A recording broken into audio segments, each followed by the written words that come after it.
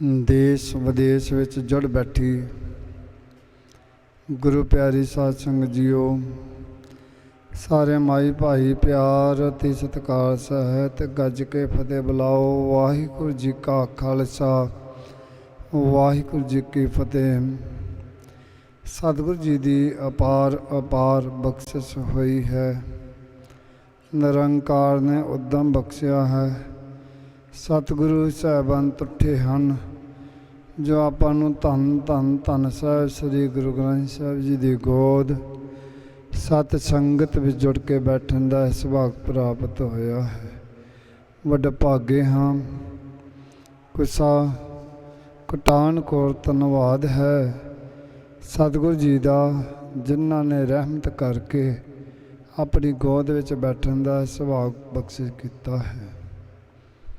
सतगुरु जी तो हमेशा ही तुठे ने साडियां कमियां उणताइयां नूं सतगुरु जी हमेशा ही माफ़ करते हैं, पर कदों जदों आपां उन्हां दे बन जाइए। सब अवगुण मैं गुण नहीं कोई, क्यों कर कंत मिलावा होए।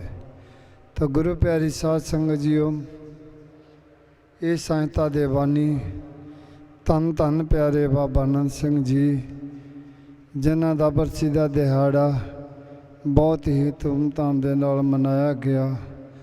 लखां दी तादाद विच संगतां ने हाज़रियां भरियां। कितना जप तप भजन पाठ कथा कीर्तन का प्रवाह चलिया। 315 श्री अखंड पाठ साहिबां दे भोग पाए गए। 3 रातां रहन सबाई प्रोग्राम होया और संगतां दे प्यार का समुंदर जो ठाठा मारिया सी। इतों पता लगता कि महापुरखों की कितनी कमाई है और इतनी भारी मात्रा च संगतां आईयां। किसी भी चीज़ की तोट नहीं कोई। अपने आप पदार्थ भी ट्रकों के ट्रक भरे पहुँचते रहे। सो ये है महापुरखों की कमाई। पर वो बाबा नंद सिंह जी जिन्हों ने एक भी सवास बिरथा नहीं जान दिता। अठे पहर प्रभु की याद विच जुड़ के किवें उन्होंने नींद का त्याग किया। जे अज दे युग विच नींद नूं जित्या है तो बाबा नंद सिंह ने जित्या है। जे माया का त्याग किया तो बाबा नंद सिंह जी ने किया। गुरबाणी विच एक पंक्ति आंदी, कोई है कोई ऐसा भगत जो माया ते रहत एक अमृत नाम मेरे हृदय सिंचा। कोई ऐसा कोई भगत है संसार दे विच जो माया तो रहत होवे ते ओदे अंदर हृदय अंदर प्रभु परमात्मा का नाम उकरिया होवे। इत्थे बेनती कर सकते हाँ कि सच्चे पातशाह तुहाडे चरणों के भौरे, तुहाडे चरणों के दास धन धन प्यारे बाबा नंद सिंह जी होए ने, जिन्हों ने माया का भी त्याग किया और एक भी सवास बिरथा नहीं जान दिता। इस पंक्ति दे ते सवास घटा के दिखाया बाबा नंद सिंह जी ने। सो बाबा नंद सिंह जी दियाँ की सिफतां करिए, जिन्हों ने धन गुरु ग्रंथ साहिब जी का भी इतना अदब ते सत्कार किया। एक समय का जिक्र है कि बाबा जी झंग मंगियाने वाले पाकिस्तान वाले पासे उधर गए हुए सन। पूर्णमासी का दिन सी ते बाबा जी हमेशा आबादी तो दूर रहंदे सन। तो उत्थे दीवान सज्जिया होया सी पूर्णमासी का। ते बाबा जी कहंदे हुंदे सन, दीवा जगा दिओ भमक्कड़ आपे आप आ जांदे ने। बदला नाम की जोत दीवा जो बाणी का प्रवाह चलाओ, कथा कीर्तन का प्रवाह चलाओ तो स्रोते संगत अपने आप पहुँच जाती है। उत्थे पूर्णमासी का दिन मना रहे सन। बहुत वड्डा भारी इकट्ठ सी। बड़ी दूर दरेडे संगतां बैठियां सन, क्योंकि उन्हां टाइमां ते कोई स्पीकर नहीं हुंदे सन। बिना स्पीकरां तो ही सारा काम चलदा सी। सो संगत जिहड़ी सी बाबा जी नीवें थां बैठे सन ते संगत बाबा जी दे दर्शनां वास्ते आई सी। ते दर्शन लोचदी सी, दर्शन हो नहीं सी पा रहे। ते हर पासे उभर उभर के देखते सन कित्थे बाबा जी बैठे ने, कित्थे दर्शन होण। लेकिन दर्शन हो नहीं पा रहे। और ਰੌਲਾ ਪੈ ਰਿਹਾ ਸੀ, ਕੀਰਤਨ ਦਾ ਪ੍ਰਵਾਹ ਚੱਲ ਰਿਹਾ ਸੀ। ਬਾਬਾ ਜੀ ਬਾਰ-ਬਾਰ ਕਹਿੰਦੇ ਸਨ ਕਿ ਕਿਉਂ ਰੌਲਾ ਪੈਂਦਾ, ਕੀਰਤਨ ਦਾ ਆਨੰਦ ਨਹੀਂ ਆ ਰਿਹਾ, ਰੌਲਾ ਚੁੱਪ ਕਰਾਓ। ਸਭ ਪ੍ਰਬੰਧਕ ਜਿਹੜੇ ਸਨ, ਮੂਹਰੇ ਸੇਵਾਦਾਰ ਸਨ, ਉਹ ਬਾਬਾ ਜੀ ਕੋਲ ਬੇਨਤੀ ਕਰਨ ਕਿ ਬਾਬਾ ਜੀ ਤੁਸੀਂ ਨੀਵੇਂ ਥਾਂ ਬੈਠੇ ਹੋ, ਸੰਗਤ ਤੁਹਾਡੇ ਦਰਸ਼ਨਾਂ ਨੂੰ ਲੋਚਦੀ ਏ, ਆਪ ਕਿਰਪਾ ਕਰੋ, ਬਖਸ਼ਿਸ਼ ਕਰੋ, ਤੁਸੀਂ ਉੱਚੇ ਥਾਂ ਬੈਠੋ ਤੇ ਤੁਹਾਡੇ ਦਰਸ਼ਨ ਸੰਗਤ ਨੂੰ ਹੋਣ ਤੇ ਰੌਲਾ ਬੰਦ ਹੋਵੇ। ਤੇ ਬਾਬਾ ਜੀ ਅੱਗਿਓਂ ਇਹ ਬਚਨ ਕਰ ਦੇਣ ਕਿ ਮੈਂ ਕੌਣ ਹੁੰਦਾ ਸੰਗਤ ਵਿੱਚ ਉੱਚੇ ਥਾਂ ਬੈਠਣ ਵਾਲਾ। ਫਿਰ ਰੌਲਾ ਪਵੇ, ਫਿਰ ਬਾਬਾ ਜੀ ਬਾਰ-ਬਾਰ ਕਹਿਣ ਤੇ ਫਿਰ ਜਦੋਂ ਸੰਗਤ ਬੇਨਤੀ ਕਰੇ ਅੱਗੋਂ ਇਹ ਜਵਾਬ ਦੇ ਦੇਣ।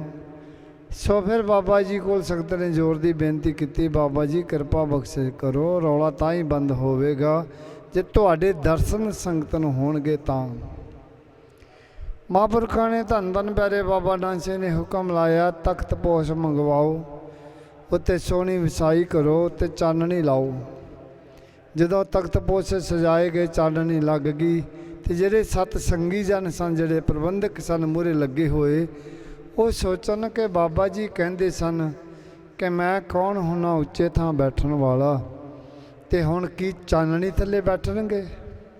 ਇਹ ਉਹਨਾਂ ਦੇ ਮਨ 'ਚ ਬਾਰ-ਬਾਰ ਆ ਰਹੀ ਸੀ। ਜਦੋਂ ਸਾਰੀ ਤਿਆਰੀ ਹੋ ਗਈ ਅਤੇ ਫਿਰ ਬਾਬਾ ਜੀ ਨੇ ਹੁਕਮ ਲਾਇਆ ਕਿ ਇਸ ਜਗ੍ਹਾ 'ਤੇ ਗੁਰੂ ਗ੍ਰੰਥ ਸਾਹਿਬ ਜੀ ਦਾ ਪ੍ਰਕਾਸ਼ ਕਰੋ। ਫਿਰ ਗੁਰੂ ਗ੍ਰੰਥ ਸਾਹਿਬ ਜੀ ਦਾ ਪ੍ਰਕਾਸ਼ ਕਰਵਾਇਆ। ਜਦੋਂ ਪ੍ਰਕਾਸ਼ ਹੋ ਗਿਆ, ਫਿਰ ਬਾਬਾ ਜੀ ਗੁਰੂ ਸਾਹਿਬ ਜੀ ਦੀ ਗੋਦ ਵਿੱਚ ਚਲੇ ਗਏ ਨੇ, ਚੌਰ ਲੈ ਕੇ ਖੜ੍ਹ ਗਏ ਨੇ, ਚੌਰ ਕਰਨ ਲੱਗ ਗਏ ਨੇ। ਤੋ ਵਰਨਾ ਕਹਿਣ ਤੋਂ ਮੁਰਾਦ ਕਿ ਗੁਰੂ ਗ੍ਰੰਥ ਸਾਹਿਬ ਜੀ ਦਾ ਕਿੰਨਾ ਅਦਬ ਅਤੇ ਸਤਿਕਾਰ ਉਹਨਾਂ ਦੇ ਹਿਰਦੇ ਵਿੱਚ, ਗੁਰਬਾਣੀ ਦਾ ਕਿੰਨਾ ਅਦਬ ਅਤੇ ਸਤਿਕਾਰ ਹਿਰਦੇ ਵਿੱਚ। ਲੇਕਿਨ ਗਏ ਸੰਗਤ ਦੇ ਸਾਹਮਣੇ ਕਿਵੇਂ ਹੋਏ? ਗੁਰੂ ਸਾਹਿਬ ਜੀ ਦੇ ਸੇਵਕ ਬਣ ਕੇ, ਵਜ਼ੀਰ ਬਣ ਕੇ ਚੌਰ ਲੈ ਕੇ ਖੜ੍ਹ ਗਏ ਨੇ।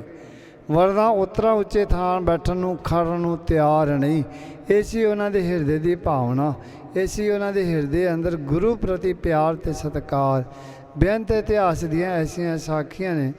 ਇੱਥੋਂ ਨਾਨਕਸਰ ਤੋਂ ਕੋਈ ਥੋੜ੍ਹੀ ਦੂਰ 'ਤੇ ਇੱਕ ਸੋਹੀਆਂ ਨਗਰ ਆ, ਤਕਰੀਬਨ 20 ਕਿਲੋਮੀਟਰ ਦੀ ਦੂਰੀ 'ਤੇ। ਉਸ ਨਗਰ ਤੋਂ ਸੰਗਤ ਆਈ, ਬੇਨਤੀ ਕੀਤੀ, ਬਾਬਾ ਜੀ ਸਾਡੇ ਨਗਰ ਵਿੱਚ ਚਰਨ ਪਾਓ। ਜ਼ੋਰ ਪਾਉਣ 'ਤੇ ਬਾਬਾ ਜੀ ਨੇ ਉਹਨਾਂ ਨੂੰ ਟਾਈਮ ਦੇ ਦਿੱਤਾ, ਦਿਨ ਨਿਯਤ ਕਰ ਲਿਆ। ਨਿਯਤ ਦਿਨ 'ਤੇ ਸੰਗਤ ਆਈ ਹੈ ਬਾਬਾ ਜੀ ਨੂੰ ਲੈਣ ਵਾਸਤੇ। ਬਾਬਾ ਜੀ ਨੂੰ ਬੇਨਤੀ ਕਰਨ ਲੱਗੇ, ਬਾਬਾ ਜੀ ਸਾਡੇ ਨਗਰ ਵਿੱਚ ਕਿਰਪਾ ਕਰੋ, ਤੁਸੀਂ ਟਾਈਮ ਦਿੱਤਾ ਹੈ, ਚਲੋ। ਬਾਬਾ ਜੀ ਕਹਿੰਦੇ ਪ੍ਰੋਗਰਾਮ ਕਿੱਥੇ ਰੱਖਿਆ? ਕਿਸੇ ਗੁਰਦੁਆਰਾ ਸਾਹਿਬ ਵਿੱਚ? ਕਹਿੰਦੇ ਨਹੀਂ ਜੀ। ਕਹਿੰਦੇ ਕਿਸੇ ਧਰਮਸ਼ਾਲਾ ਵਿੱਚ ਰੱਖਿਆ? ਕਹਿੰਦੇ ਨਹੀਂ ਜੀ। ਕਹਿੰਦੇ ਕਿਸੇ ਸਕੂਲ 'ਚ ਰੱਖਿਆ? ਕਹਿੰਦੇ ਨਹੀਂ ਜੀ। ਧੰਨ ਬਾਬਾ ਨਾਨਕ ਸਿੰਘ ਜੀ ਕਹਿੰਦੇ ਗੁਰੂ ਗ੍ਰੰਥ ਸਾਹਿਬ ਜੀ ਦਾ ਪ੍ਰਕਾਸ਼ ਕਿਹੜੀ ਜਗ੍ਹਾ ਕੀਤਾ ਹੈ? ਸੰਗਤ ਨੇ ਬੇਨਤੀ ਕੀਤੀ, ਬਾਬਾ ਜੀ ਸਾਡੇ ਨਗਰ ਵਿੱਚ ਅਜੇ ਤੱਕ ਗੁਰੂ ਗ੍ਰੰਥ ਸਾਹਿਬ ਜੀ ਦਾ ਸਰੂਪ ਨਹੀਂ ਆਇਆ। ਜਦੋਂ ਇੰਨਾ ਵਚਨ ਕੀਤਾ ਕਿ ਸਾਡੇ ਨਗਰ ਵਿੱਚ ਅਜੇ ਤੱਕ ਗੁਰੂ ਗ੍ਰੰਥ ਸਾਹਿਬ ਦਾ ਸਰੂਪ ਨਹੀਂ ਆਇਆ, ਥੱਲੇ ਬੈਠੇ ਸਨ ਧਰਤੀ 'ਤੇ ਇੱਕਦਮ ਉੱਠ ਕੇ ਖੜ੍ਹੇ ਹੋ ਗਏ ਅਤੇ ਛਾਤੀ 'ਤੇ ਹੱਥ ਮਾਰ ਕੇ ਕਹਿਣ ਲੱਗੇ, ਜਿੱਥੇ ਮੇਰਾ ਗੁਰੂ ਨਾਨਕ ਨਹੀਂ ਗਿਆ, ਜਿੱਥੇ ਮੇਰੇ ਗੁਰੂ ਨਾਨਕ ਦੇ ਚਰਨ ਨਹੀਂ ਪਏ, ਅਤੇ ਉੱਥੇ ਆਨੰਦ ਸਿੰਘ ਨਹੀਂ ਜਾ ਸਕਦਾ। ਐਸੀ ਸੀ ਹਿਰਦੇ ਅੰਦਰ ਭਾਵਨਾ, ਪਿਆਰ ਗੁਰਬਾਣੀ ਪ੍ਰਤੀ। ਭਾਵ ਕਿ ਜਿਸ ਜਗ੍ਹਾ 'ਤੇ ਗੁਰੂ ਗ੍ਰੰਥ ਸਾਹਿਬ ਜੀ ਦਾ ਪ੍ਰਕਾਸ਼ ਨਹੀਂ, ਗੁਰੂ ਨਾਨਕ ਦੇ ਚਰਨ ਨਹੀਂ ਪਏ, ਹਮੇਸ਼ਾ ਜਦੋਂ ਗੁਰੂ ਗ੍ਰੰਥ ਸਾਹਿਬ ਜੀ ਨੂੰ ਪੁਕਾਰਨਾ ਅਤੇ ਆਖਣਾ ਮੇਰਾ ਗੁਰੂ ਨਾਨਕ। ਜਦੋਂ ਵੀ ਗੁਰੂ ਗ੍ਰੰਥ ਸਾਹਿਬ ਜੀ ਦਾ ਨਾਂ ਪੁਕਾਰਨਾ ਅਤੇ ਗੁਰੂ ਗ੍ਰੰਥ ਸਾਹਿਬ ਜੀ ਦਾ ਨਾਂ ਲੈ ਕੇ ਗੁਰੂ ਗ੍ਰੰਥ ਸਾਹਿਬ ਜੀ ਕਹਿ ਕੇ ਨਹੀਂ ਸਨ ਪੁਕਾਰਦੇ, ਹਮੇਸ਼ਾ ਕਹਿਣਾ ਮੇਰਾ ਗੁਰੂ ਨਾਨਕ। ਗੁਰੂ ਨਾਨਕ ਕਹਿ ਕੇ ਪੁਕਾਰਿਆ ਉਹਨਾਂ ਨੇ, ਅਤੇ ਤਾਂ ਹੀ ਪ੍ਰਤੱਖ ਉਹਨਾਂ ਨੇ ਗੁਰੂ ਨਾਨਕ ਦੇ ਦਰਸ਼ਨ ਕੀਤੇ, ਭੋਗ ਲਵਾਏ। ਆਪ ਦਰਸ਼ਨ ਕਰ ਲੈਣੇ ਕੋਈ ਬਾਹਲੀ ਵੱਡੀ ਗੱਲ ਨਹੀਂ। ਤੋ ਬਾਬਾ ਜੀ ਨੇ ਕਿੰਨੇ ਗੁਰਮੁਖਾਂ ਨੂੰ ਦਰਸ਼ਨ ਕਰਵਾਏ ਨੇ। ਸੋ ਗੁਰਮੁਖ ਪਿਆਰੇ ਸੀ, ਉਹਨਾਂ ਦੇ ਹਿਰਦੇ ਅੰਦਰ ਪਿਆਰ, ਗੁਰਬਾਣੀ ਪ੍ਰਤੀ ਵਲਵਲਾ, ਸਰਦਾ ਭਾਵਨਾ। ਸੋ ਇਸੇ ਤਰ੍ਹਾਂ ਬਾਬਾ ਜੀ ਜਦੋਂ ਵਿਚਰਦੇ ਸਨ ਅਤੇ ਬਾਬਾ ਜੀ ਦੇ ਪਾਸ ਅੱਠੇ ਪਹਿਰ ਸ੍ਰੀ ਸੁਖਮਨੀ ਸਾਹਿਬ ਜੀ ਦਾ ਪਾਠ ਹੁੰਦਾ ਰਹਿੰਦਾ ਸੀ। 3 ਸਿੰਘ ਹੁੰਦੇ ਸਨ ਜਿਹੜੇ ਡਿਊਟੀ 'ਤੇ, 4-4 ਘੰਟੇ ਦੀਆਂ ਰੌਲਾਂ ਸਨ ਅਤੇ ਸਾਰਾ ਦਿਨ ਰਾਤ ਸੁਖਮਨੀ ਸਾਹਿਬ ਪਾਠ ਚੱਲਦਾ ਰਹਿੰਦਾ ਸੀ। ਅਤੇ ਉਹਨਾਂ ਪਾਠੀ ਸਿੰਘਾਂ ਦੇ ਵਿੱਚ ਨਾਲ ਧੰਨ ਬਾਬਾ ਸਾਧੂ ਸਿੰਘ ਜੀ ਵੀ ਇੱਕ ਡਿਊਟੀ ਕਰਿਆ ਕਰਦੇ ਸਨ। ਸੋ बाबा जी कुफरी पहुँचे। कुफरी उत्थे ਜਦੋਂ ਵਿਰਾਜੇ ਤਾਂ ਨਾਲ ਹੀ ਹੁਕਮ ਲਾ ਦਿੱਤਾ ਕਿ ਸ੍ਰੀ ਸੁਖਮਨੀ ਸਾਹਿਬ ਜੀ ਦਾ ਪਾਠ ਪ੍ਰਾਰੰਭ ਕਰੋ। ਬਾਬਾ ਸਾਧੂ ਸਿੰਘ ਜੀ ਸ੍ਰੀ ਸੁਖਮਨੀ ਸਾਹਿਬ ਜੀ ਦਾ ਪਾਠ ਬਾਬਾ ਜੀ ਦੇ ਕੋਲ ਆ ਕੇ ਧਰਤੀ 'ਤੇ ਬੈਠ ਕੇ ਪ੍ਰਾਰੰਭ ਕੀਤਾ। ਬਾਬਾ ਜੀ ਪਲੰਘ 'ਤੇ ਵਿਰਾਜੇ ਸਨ। ਜਦੋਂ ਪਾਠ ਪ੍ਰਾਰੰਭ ਕੀਤਾ ਇੱਕਦਮ ਪਲੰਘ ਤੋਂ ਉੱਠ ਕੇ ਖੜੇ ਹੋ ਗਏ। ਕਹਿਣ ਲੱਗੇ ਨਹੀਂ, ਥੱਲੇ ਬੈਠ ਕੇ ਪਾਠ ਨਹੀਂ ਕਰਨਾ। ਕਹਿੰਦੇ रुक जाओ। कुर्सी मंगाई, कुर्सी ते बिठा के फिर पाठ प्रारंभ किया। मतलब कहन तो भाव के बाबा जी के हिरदे अंदर गुरबाणी का कितना अदब ते सत्कार सी। उच्चे थां पाठ बैठ के करना, नीवें थां ते नहीं। सुनने वाला नीवें थां ते होवे और पाठ करने वाला उच्चे थां ते होवे। ऐसी उन्हां दे हिरदे अंदर ये भावना सी, प्यार सी गुरबाणी प्रति। समत दिती ये सारा जगत नूं जो मैसेज दिता कि हमेशा बाणी पढ़ने वाला जिन्हें बाणी पढ़नी है वो उच्चे थां बैठ के पढ़े और जिन्हें सुनना है वो नीवें थां होवे। ये ना होवे कि बाणी पढ़ने वाला नीवें थां बाणी पढ़ रहा, भावें कीर्तन करता है, भावें पाठ कर रहा है, लेकिन जो स्रोता है सुनने वाला है जे वो उच्चे थां ते बहिंदा ते वड्डी मिस्टेक है, गलती है। ये महापुरखों ने ही दर्शाया है कि गुरबाणी का अदब ते सत्कार किवें बरकरार रखना है। सो इस तरह बाबा जी ने सानू जो सेध दी गुरबाणी प्रति, गुरबाणी के सत्कार प्रति बेनत ऐसिया मिसालां ने बाबा जी के जीवन में जिन्होंने सवास सवास सिमरन करके प्रभु के गुण गायन करके सानू सतगुरु जी के चरणों के नाल जोड़िया। आप गुरबाणी का अदब सत्कार किया ते सत्कार करन दी जाचना सिखाई। सो अज सतगुरु जी ने कृपा बख्श की है। पाठ की समाप्ति तो उपरंत हुक्मनामे बख्श किए ने। सोट महला पंजवां। गुर पूरे कृपा धारी, प्रभ पूरी लोच हमारी। कारे स्नान ग्रह आए, आनंद मंगल सुख पाए। की फरमान बख्शिश करते ने। पूरे गुरु की जदों कृपा हो जावे, बख्शिश हो जावे तो जिहड़ी साडी लोचना वो संपूर्ण हो जाती है। कारे स्नान ग्रह आए, आनंद मंगल सुख पाए। तो गुरु के घर में हमेशा आनंद ही वरतदा, आनंद दी ही बख्शां प्राप्त होंदियां ने। गुर पूरे कृपा धारी, प्रभ पूरी लोच हमारी। कारे स्नान ग्रह आए, आनंद मंगल सुख पाए। संतो राम नाम निस्तरिए, उठत बैठत हर हर ध्याइए। अन दिन सो किरत करिए। सतगुरु जी बख्शिश करते हैं कि हे प्रभु दे प्यारिओ होए गुरमुखो, उस प्रभु परमात्मा के गुण गायन करो, उस प्रभु परमात्मा नूं याद रखो। संतो राम नाम निस्तरिए, उठत बैठत हर हर ध्याइए। उठद्या भी बैठद्या भी जिन्ना सास गरास न विसरै, हर नामा मनमंत। धन से सही नानका, पूरन सोई संत। दिन राति आराधो प्यारे, एक निमख न कीजे ढीला। सास सास सिमरो गोबिंद, मन अंतर की उतरे चंत। तो सतगुरु जी बख्शिश करते ने। संतो राम नाम निस्तरिए, उठत बैठत हर हर ध्याइए। अन दिन सो किरत करिए। तो ये जी किरत है प्रभु परमात्मा नूं याद करना, इनू एक भी सवास बिरथा ना जान देइए। उस प्रभु परमात्मा के गुण गायन करिए। संत का मार्ग धर्म की पौड़ी। महापुरखों का गुरु के बख्शियां प्यारियां का की मार्ग है। धर्म के नाल जुड़े रहना और संगतां नूं धर्म के नाल जोड़ना, प्रभु परमात्मा के चरणों के नाल जोड़ना। संत का मार्ग धर्म की पौड़ी, कोवड भागी पाए। तो उस बख्शिश नूं कोई विरला ही संभालता है। संत का मार्ग धर्म की पौड़ी, कोवड भागी पाए। कोट जन्म के किल विखनासे, हर चरनी चित लाए। तो कोटा जन्मां दे जिहड़े पाप सानू चमड़े हुए ने, घिरे हुए ने, तो प्रभु के चरणों के नाल मिलाप होने दे नाल, प्रभु की बाणी गायन करन दे नाल, प्रभु के गुण गाउण दे नाल इन्हां ਅਪਰਾਧਾਂ ਤੋਂ ਜੀਵ ਛੁਟਕਾਰਾ ਪਾ ਜਾਂਦਾ ਹੈ।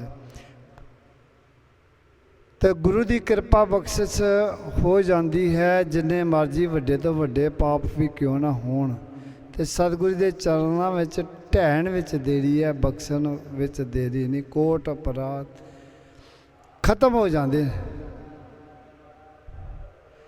ਗੁਰੂ ਦੇ ਚਰਨਾਂ ਵਿੱਚੋਂ ਸਾਰੀਆਂ ਬਖਸ਼ਾਂ ਪ੍ਰਾਪਤ ਹੋ ਜਾਂਦੀਆਂ ਨੇ।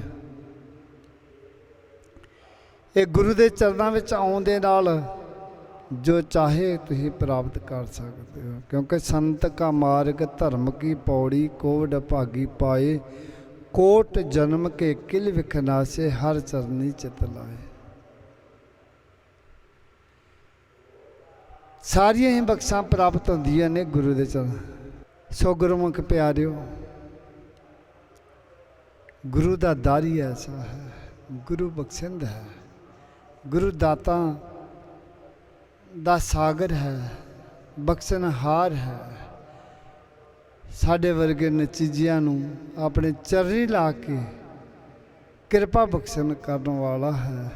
ਤਾਂ ਮਹਾਂਪੁਰਖਾਂ ਨੇ ਜਿਹੜਾ ਸਾਨੂੰ ਮਾਰਗ ਦਿਖਾਇਆ ਹੈ, ਕਿਰਪਾ ਬਖਸ਼ਿਸ਼ ਕੀਤੀ ਹੈ, ਬਿਆਨ ਨਹੀਂ ਕੀਤਾ ਜਾ ਸਕਦਾ ਕਿ ਪ੍ਰਭੂ ਦੀ ਚਰਨਾਂ ਵਿੱਚੋਂ ਕੀ ਕੁਝ ਨਹੀਂ ਪ੍ਰਾਪਤ ਹੁੰਦਾ। ਜੋ ਚਾਹੇ ਤੁਸੀਂ ਪ੍ਰਭੂ ਦੇ ਚਰਨਾਂ ਵਿੱਚੋਂ ਪ੍ਰਾਪਤ ਕਰ ਸਕਦੇ ਹੋ। ਮਹਾਂਪੁਰਖ ਦਸਾ ਕਰਦੇ ਸਨ ਕਿ ਗੁਰੂ ਦੇ ਚਰਨਾਂ ਵਿੱਚੋਂ ਜੋ ਚਾਹੇ ਤੁਸੀਂ ਪ੍ਰਾਪਤ ਕਰ ਸਕਦੇ ਹੋ। ਜੇ ਤਾਂ ਦੁੱਧ ਵਿੱਚ ਕਿਹੜਾ ਪਦਾਰਥ ਨਹੀਂ, ਅਨੇਕਾਂ ਪ੍ਰਕਾਰ ਦੇ ਪਦਾਰਥ ਨੇ ਦੁੱਧ ਵਿੱਚ, ਜੋ ਚਾਹੇ ਤੁਸੀਂ ਦੁੱਧ ਤੋਂ ਤਿਆਰ ਕਰਾ ਸਕਦੇ ਹੋ। ਇਸੇ ਤਰ੍ਹਾਂ ਨਾਮ ਵਿੱਚ ਕਿਹੜੀ ਬਖਸ਼ਿਸ਼ ਨਹੀਂ, ਜੋ ਚਾਹੇ ਤੁਸੀਂ ਪ੍ਰਾਪਤ ਕਰ ਸਕਦੇ ਹੋ। ਰਿੱਧੀਆਂ ਸਿੱਧੀਆਂ 9 ਨਿਧਾਂ 18 ਸਿੱਧੀਆਂ ਸਭ ਕੁਝ ਪ੍ਰਾਪਤ ਹੋ ਜਾਂਦਾ ਹੈ ਗੁਰੂ ਦੇ ਚਰਨਾਂ ਵਿੱਚ ਆਉਣ ਦੇ ਨਾਲ। ਗੁਰੂ ਦੇ ਚਰਨਾਂ ਵਿੱਚ ਢਹਿਣ ਵਿੱਚ ਦੇਰੀ ਹੈ, ਬਖਸ਼ਣ ਵਿੱਚ ਦੇਰੀ ਨਹੀਂ। ਗੁਰੂ ਦੇ ਚਰਨਾਂ 'ਚੋਂ ਜੋ ਚਾਹੇ ਆਪਾਂ ਪ੍ਰਾਪਤ ਕਰ ਸਕਦੇ। ਗੁਰੂ ਬਖਸ਼ਿੰਦ ਹੈ, ਗੁਰੂ ਕਿਰਪਾ ਦਾਤਾ ਵੰਡਣ ਦਾ ਸਾਗਰ ਹੈ। ਗੁਰੂ ਦੀ ਜਿਤਨੀ ਸਿਫਤ ਸਲਾਹ ਕੀਤੀ ਜਾਵੇ ਉਤਨੀ ਹੀ ਥੋੜ੍ਹੀ ਹੈ। ਗੁਰੂ ਤਾਂ ਹਮੇਸ਼ਾ ਹੀ ਸਾਡੇ 'ਤੇ ਕਿਰਪਾ ਰਹਿਮਤ ਕਰਦਾ ਆ ਰਿਹਾ ਹੈ, ਕਰ ਰਿਹਾ ਹੈ, ਔਰ ਅੱਗੇ ਵਾਸਤੇ ਵੀ ਜ਼ਰੂਰ ਸਾਡੇ 'ਤੇ ਕਿਰਪਾ ਬਖਸ਼ ਕਰੇਗਾ। ਲੇਕਿਨ ਸਾਨੂੰ ਆਪਣੇ ਗੁਰੂ ਦੇ ਉੱਤੇ ਭਰੋਸਾ ਚਾਹੀਦਾ ਹੈ, ਵਿਸ਼ਵਾਸ ਚਾਹੀਦਾ ਹੈ। ਵਿਸ਼ਵਾਸ ਦੇ ਨਾਲ ਹੀ ਬੇੜੇ ਪਾਰ ਹੁੰਦੇ ਨੇ। ਸੰਤ ਕਾ ਮਾਰਗ ਧਰਮ ਕੀ ਪੌੜੀ, ਕੋਵਡ ਭਾਗੀ ਪਾਏ, ਕੋਟ ਜਨਮ ਕੇ ਕਿਲ ਵਿਖਨਾਸੇ, ਹਰ ਚਰਨੀ ਚਿਤ ਲਾਏ। ਉਸਤਤ ਕਰੋ ਸਦਾ ਪ੍ਰਭ ਆਪਣੇ, ਜਿਨ ਪੂਰੀ ਕਲ ਰਾਖੀ, ਜੀ ਜੰਤ ਸਾ ਭਏ ਪਵਿੱਤਰਾ, ਸਤਿਗੁਰ ਕੀ ਸਾਸਾ ਕੀ। ਤੇ ਉਸ ਪ੍ਰਭੂ ਦੀ ਕਿਉਂ ਨਾ ਆਪਾਂ ਉਸਤਤ ਕਰੀਏ ਜਿਹਨੇ ਸਾਡੀ ਇੱਜ਼ਤ ਪੱਤ ਰੱਖੀ ਹੈ, ਜੋ ਸਾਡੇ ਇੱਥੇ ਲੋਕ ਵਿੱਚ ਵੀ ਅਤੇ ਪਰਲੋਕ ਵਿੱਚ ਵੀ ਸਹਾਈ ਹੋ ਰਿਹਾ ਹੈ। ਉਸਤਤ ਕਰੋ ਸਦਾ ਪ੍ਰਭ ਆਪਣੇ, ਜਿਨ ਪੂਰੀ ਕਲ ਰਾਖੀ, ਜੀ ਜੰਤ ਸਭ ਭਏ ਪਵਿੱਤਰਾ, ਸਤਿਗੁਰ ਕੀ ਸਾਸਾ ਕੀ। ਬਿਘਨ ਬਿਨਾਸਨ ਸਭ ਦੁੱਖ ਨਾਸਨ, ਸਤਿਗੁਰ ਨਾਮ ਦ੍ਰਿੜਾਇਆ। ਉਹਨਾਂ ਬਿਘਨਾਂ ਦਾ ਸਭ ਨਾਸ਼ ਹੋ ਜਾਂਦਾ ਹੈ, ਸਭ ਦੁੱਖ ਕਲੇਸ਼ ਖਤਮ ਹੋ ਜਾਂਦੇ। ਬਿਘਨ ਬਿਨਾਸਨ ਸਭ ਦੁੱਖ ਨਾਸਨ, ਸਾਰੇ ਦੁੱਖਾਂ ਕਲੇਸ਼ਾਂ ਤੋਂ ਨਿਵਰਤੀ ਮਿਲ ਜਾਂਦੀ ਹੈ। ਕਦੋਂ? ਜਦੋਂ ਸਤਿਗੁਰ ਨਾਮ ਦ੍ਰਿੜਾਇਆ। ਜਦੋਂ ਪ੍ਰਭੂ ਪਰਮਾਤਮਾ ਦੇ ਆਪਾਂ ਗੁਣ ਗਾਇਨ ਕਰਾਂਗੇ, ਪ੍ਰਭੂ ਨੂੰ ਯਾਦ ਕਰਾਂਗੇ, ਤੇ ਫਿਰ ਇਹਨਾਂ ਚੀਜ਼ਾਂ ਤੋਂ ਛੁਟਕਾਰਾ ਹੋ ਜਾਂਦਾ ਹੈ। ਬਿਘਨ ਬਿਨਾਸਨ ਸਭ ਦੁੱਖ ਨਾਸਨ, ਸਤਿਗੁਰ ਨਾਮ ਦ੍ਰਿੜਾਇਆ। ਖੋਏ ਪਾਪ ਭਏ ਸਭ ਪਾਵਨ, ਜਨ ਨਾਨਕ ਸੁਖ ਘਰ ਆਇਆ। ਜਦੋਂ ਗੁਰੂ ਦਾ ਪ੍ਰਕਾਸ਼ ਹੋ ਗਿਆ ਹਿਰਦੇ ਅੰਦਰ, ਇਹ ਸਾਡੇ ਹਿਰਦੇ ਰੂਪੀ ਘਰ ਵਿੱਚ ਪ੍ਰਭੂ ਪਰਮਾਤਮਾ ਦਾ ਪ੍ਰਕਾਸ਼ ਹੋ ਗਿਆ, ਤੇ ਫਿਰ ਸਾਰੀਆਂ ਹੀ ਬਖਸ਼ਾਂ ਪ੍ਰਾਪਤ ਹੋ ਜਾਂਦੀਆਂ ਨੇ। ਸੋ ਦੂਸਰੇ ਹੁਕਮਨਾਮੇ ਵਿੱਚ ਵੀ ਸਤਿਗੁਰੂ ਨੇ ਇਹ ਬਖਸ਼ਿਸ਼ ਕੀਤੀ ਹੈ ਕਿ ਧਨਾਸਰੀ ਮਹੱਲਾ ਪੰਜਵਾਂ, ਜੈ ਜੈ ਪੇਕੂ ਤੈਂ ਹਜ਼ੂਰ, ਦੂਰ ਕਤੋਂ ਨਾ ਜਾਈ, ਰਵ ਰਹਿਆ ਸਰਬਤਰ ਮੈਂ ਮਨ ਸਦਾ ਧਿਆਈ। ਉਹਦਾ ਹਰ ਜਗ੍ਹਾ 'ਤੇ ਪ੍ਰਕਾਸ਼ ਹੈ, ਹਰ ਜਗ੍ਹਾ 'ਤੇ ਵਿਆਪਕ ਹੈ। ਔਰ ਮੱਖਣ ਸਾ ਲਵਾਣਾ ਕਿੱਥੇ ਬੈਠਾ ਹੈ, ਤੇ ਧੰਨ ਗੁਰੂ ਤੇਗ ਬਹਾਦਰ ਪਾਤਸ਼ਾਹ ਜੀ ਕਿਸ ਜਗ੍ਹਾ 'ਤੇ ਬੈਠੇ ਨੇ, ਕਿੱਥੋਂ ਅਰਦਾਸ ਪੁਕਾਰ ਬੇਨਤੀ ਕੀਤੀ, ਤੇ ਸਤਿਗੁਰੂ ਜੀ ਨੇ ਉਹਦਾ ਬੇੜਾ ਬਣੇ ਲਾਇਆ। ਇਸ ਲਈ ਉਹ ਹਰ ਜਗ੍ਹਾ 'ਤੇ ਰਮਿਆ ਹੋਇਆ ਹੈ, ਵਿਆਪਕ ਹੈ। ਜਿੱਥੇ ਵੀ ਕੋਈ ਵਿਅਕਤੀ ਯਾਦ ਕਰਦਾ ਹੈ ਤੇ ਸਤਿਗੁਰੂ ਜੀ ਉੱਥੇ ਹੀ ਕਿਰਪਾ ਬਖਸ਼ਿਸ਼ ਕਰਦੇ ਨੇ ਕਿ ਉਹ ਜਰਾ ਜਰਾ ਵਿੱਚ ਹਰ ਜਗ੍ਹਾ ਤੇ ਉਹ ਵਿਆਪਕ ਹੈ। ਸਾਡੇ ਦੇਖਣ ਵਿੱਚ ਭੁਲੇਖਾ ਭੁੱਲਿਆ ਰੱਬ ਤੇਰਥੋਂ ਵੱਖ ਨਹੀਂ ਤੇ ਪਰ ਦੇਖਣ ਵਾਲੀ ਤੇਰੀ ਅੱਖ ਨਹੀਂ। ਸੋ ਪ੍ਰਭੂ ਪਰਮਾਤਮਾ ਸਾਡੇ 'ਤੇ ਹਮੇਸ਼ਾ ਕਿਰਪਾ ਬਖਸ਼ਿਸ਼ ਕਰਦਾ ਆਇਆ ਹੈ, ਹੁਣ ਵੀ ਕਰ ਰਿਹਾ ਹੈ ਤੇ ਅੱਗੇ ਵੀ ਸਤਿਗੁਰੂ ਜੀ ਸਾਡੇ 'ਤੇ ਰਹਿਮਤ ਕਰਨਗੇ। ਸੋ ਗੁਰਮੁਖ ਪਿਆਰਿਓ, ਆਪਾਂ ਉਸ ਪ੍ਰਭੂ ਦੇ ਚਰਨਾਂ ਦੇ ਨਾਲ ਹਮੇਸ਼ਾ ਲੱਗੇ ਰਹਿਣਾ, ਉਹਦੇ ਗੁਣ ਗਾਇਨ ਕਰਨੇ ਨੇ, ਉਹਦੀ ਸਿਫਤ ਸਲਾਹ ਕਰਨੀ ਹੈ। ਪ੍ਰਭੂ ਚਰਨਾਂ ਦੇ ਨਾਲ ਹਮੇਸ਼ਾ ਆਪਾਂ ਜੁੜੇ ਰਹਿਣਾ ਹੈ। ਤੋ ਬਾਣੀ ਜਿੰਨੀ ਵੱਧ ਤੋਂ ਵੱਧ ਪੜ੍ਹ ਸਕਦੇ ਹਾਂ, ਜਿੰਨੀ ਸੁਣ ਸਕਦੇ ਹਾਂ, ਸੁਣਨੀ ਹੈ। ਸੋ ਉਹ ਗੁਰਮੁਖ ਪਿਆਰੇ ਵਡਭਾਗੇ ਨੇ, ਧੰਨਤਾ ਦੇ ਪਾਤਰ ਨੇ, ਜਿਹੜੇ ਦੁਨੀਆ ਦੇ ਕੋਨੇ-ਕੋਨੇ 'ਤੇ ਬੈਠੇ ਸ੍ਰੀ ਅਖੰਡ ਪਾਠ ਸਾਹਿਬ ਦੇ ਨਾਲ ਜੁੜੇ ਹੋਏ ਨੇ। ਤੋ ਕਿਵੇਂ ਦਿਨੋਂ ਦਿਨ ਸਰਦਾ ਭਾਵਨਾ ਪਿਆਰ ਵੱਧਦਾ ਜਾ ਰਿਹਾ ਹੈ। ਕੋਈ ਐਸੇ ਪਰਿਵਾਰ ਨੇ ਜਿਨ੍ਹਾਂ ਦੇ ਘਰਾਂ ਦੇ ਵਿੱਚ ਸ੍ਰੀ ਅਖੰਡ ਪਾਠ ਸਾਹਿਬ ਬੰਦ ਹੀ ਨਹੀਂ ਹੁੰਦੇ, ਚੱਲਦੇ ਰਹਿੰਦੇ ਨੇ। ਜਦੋਂ ਇੱਥੇ ਰਮਤਾ ਦੀ ਅਰਦਾਸ ਹੁੰਦੀ ਹੈ, ਨਾਲ ਭੋਗ ਲਵਾਉਂਦੇ ਨੇ, ਮੱਧ ਦੀ ਅਰਦਾਸ 'ਤੇ ਵੀ ਭੋਗ ਲਵਾਉਂਦੇ ਨੇ ਅਤੇ ਭੋਗ ਪੈਣ 'ਤੇ ਵੀ ਭੋਗ ਲਵਾਉਂਦੇ ਨੇ ਸਤਿਗੁਰੂ ਜੀ ਨੂੰ। ਅਤੇ ਸਤਿਗੁਰੂ ਜੀ ਇਹਨਾਂ ਪਰਿਵਾਰਾਂ ਵਿੱਚ ਕਿਉਂ ਨਹੀਂ ਕਿਰਪਾ ਕਰਨਗੇ, ਕਿਉਂ ਨਹੀਂ ਬਖਸ਼ਾਂ ਕਰਨਗੇ।